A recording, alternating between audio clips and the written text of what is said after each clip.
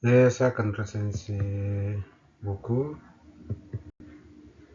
dengan identitas sebagai berikut. Judul Sekolah Kapitalisme yang Licik, penulis Paulo Freire, bidang kritik pendidikan, sosiologi pendidikan, pendidikan kritis, tema utama sekolah sebagai arena reproduksi kekuasaan, kapitalisme, dan ketimpangan sosial. Pendahuluan. Ketika mendengar kata sekolah, banyak orang membayangkan tempat yang netral untuk mencari ilmu, membangun karakter, dan meraih masa depan yang lebih baik. Namun buku Sekolah Kapitalisme Licik mengajak pembaca melihat sekolah dari sudut pandang yang berbeda. Buku ini mempertanyakan apakah sekolah benar-benar membebaskan. 2. Mengapa pendidikan sering menghasilkan ketimpangan. 3. Siapa yang diuntungkan oleh sistem pendidikan saat ini. 4. Mengapa banyak lulusan justru menjadi alat sistem ekonomi yang tidak adil. Melalui perspektif pendidikan kritis yang dipengaruhi dari pemikiran Paulo Freire, buku ini mengungkap bagaimana sekolah dapat menjadi instrumen kapitalisme yang bekerja secara halus dan sering tidak disadari. Gagasan utama buku ini, sekolah tidak selalu netral. Salah satu tesis utama buku ini adalah sekolah bukan lembaga yang berdiri di luar kepentingan ekonomi dan politik. Sekolah sering berfungsi sebagai alat untuk mempertahankan sistem sosial yang sudah ada.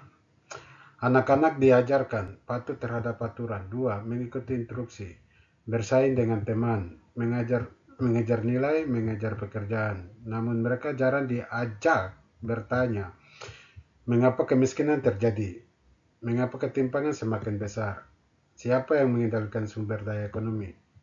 Mengapa pendidikan mahal?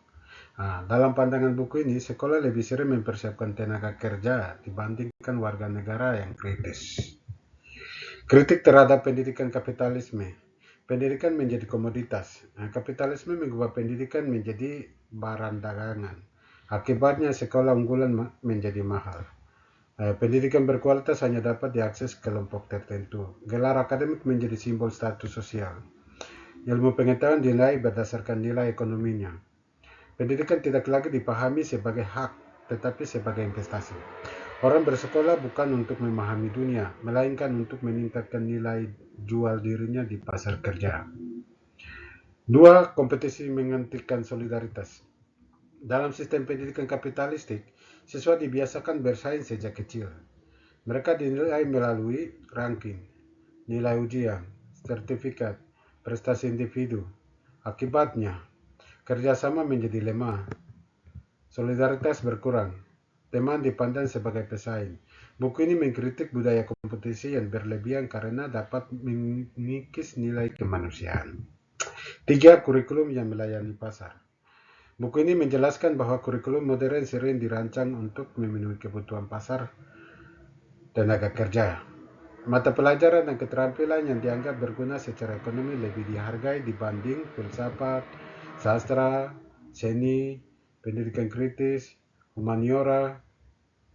Akibatnya pendidikan kehilangan fungsi kemanusiaannya. 4. Produksi kepatuhan. Sekolah modern sering memiliki karakteristik seperti pabrik. 1. Jam masuk ditentukan, bel bunyi, kegiatan diatur ketat, kepatuhan dihargai, kritik sering dianggap gangguan. Buku ini melihat pola tersebut sebagai cara membentuk pekerja yang disiplin untuk sistem ekonomi kapitalis. Hubungan dengan buku pendidikan kaum tertindas.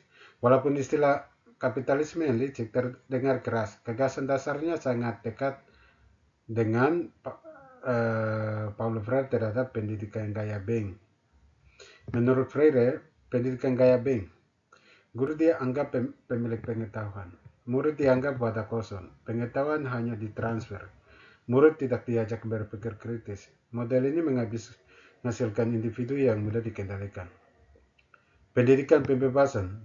Sebaliknya, pendidikan harus 1. Dialogis, 2. Demokratis, 3. Partisipatif, kontekstual. Tujuan bukan mencetak pekerja yang patuh, tetapi manusia yang sadar. Konsep-konsep penting dalam buku ini. Reproduksi sosial. Sekolah sering memproduksi ketimpangan sosial yang sudah ada. Anak dari keluarga kaya memiliki peluang besar untuk sukses dibanding anak dari keluarga miskin. Hegemoni. Kekuatan tidak selalu bekerja melalui kekerasan. Seringkali masyarakat menerima ketidakadilan karena menganggapnya normal. Sekolah menjadi salah satu sarana penyediaan nilai-nilai dominan. Kesadaran kritis.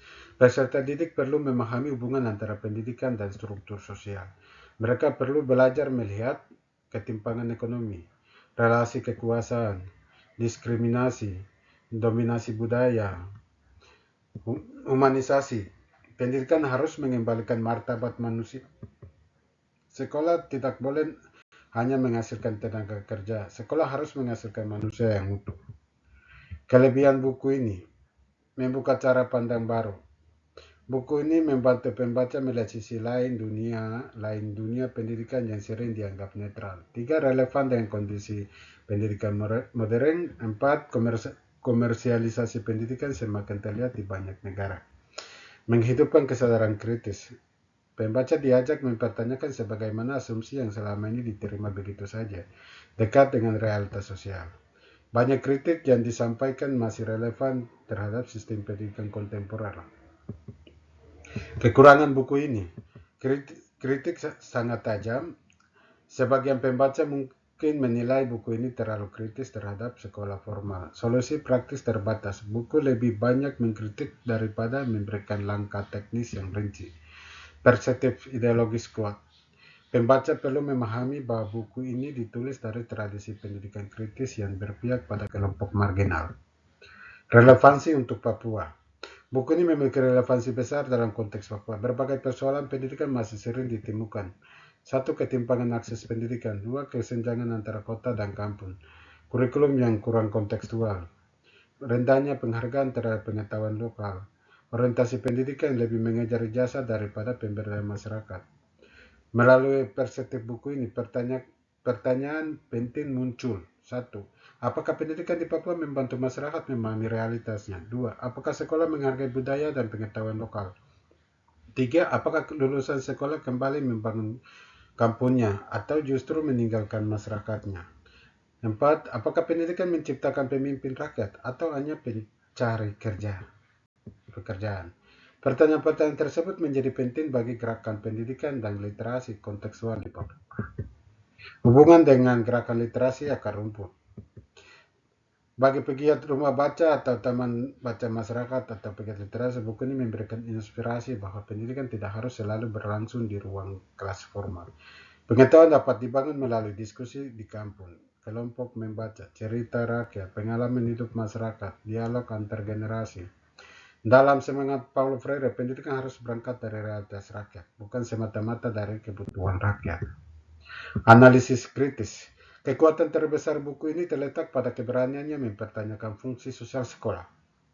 Buku ini memperingatkan bahwa pendidikan yang hanya menghasilkan pekerja terampil tetap tidak memiliki kesadaran sosial akan memperkuat ketimpangan yang sudah ada. Namun demikian, kritik terhadap kapitalisme tidak berarti menolak ilmu pengetahuan, teknologi, atau profesionalisme. Yang dikritik adalah ketika pendidikan hanya diarahkan untuk memenuhi kebutuhan pasar dan melupakan tugas utamanya sebagai proses pemanusiaan. Kesimpulan, buku Sekolah Kapitalisme yang Licik merupakan bacaan penting bagi guru, mahasiswa, aktivis pendidikan, pegiat literasi, dan siapapun yang ingin memahami hubungan antara pendidikan, kekuasaan, dan ekonomi. Buku ini mengajak pembaca melihat bahwa sekolah tidak selalu netral, melainkan dapat menjadi alat reproduksi ketimpangan apabila tidak disertai kesadaran kritis. Dalam konteks Papua dan gerakan literasi akar rumput, buku ini mengingatkan bahwa pendidikan harus berpihak kepada manusia, kebudayaan lokal, dan pembebasan masyarakat, bukan semata-mata kepada kepentingan pasar. Pendidikan yang hanya menyiapkan manusia untuk pasar kerja mungkin menghasilkan pekerja yang terampil, tetap belum tentu menghasilkan manusia yang merdeka. Refleksi dari tradisi pemikiran Paulo Freire dan rangkuman dari buku ini. Saya Alex Kadebikiai.